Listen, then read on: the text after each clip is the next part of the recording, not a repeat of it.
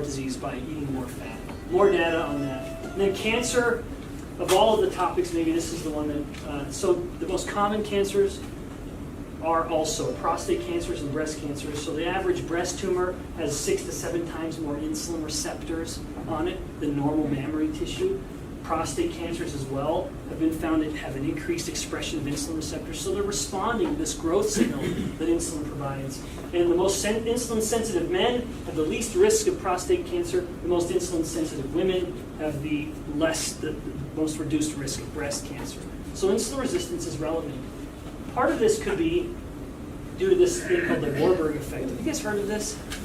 Some of you in med school or something. The Warburg effect is the phenomenon where we see that cancer cells love glucose. They don't want to use any other fuel to produce their ATP to fuel the growth if they don't have to.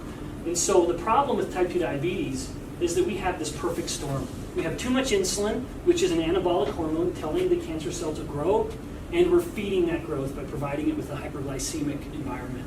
And that's maybe why there's such a connection between insulin resistance and diabetes and certain types of cancers. So here's some interesting studies. When you give someone an insulin secretagogue, like sulfonylureas, or actual insulin therapy itself, they have up to a 50% increased risk of developing cancer.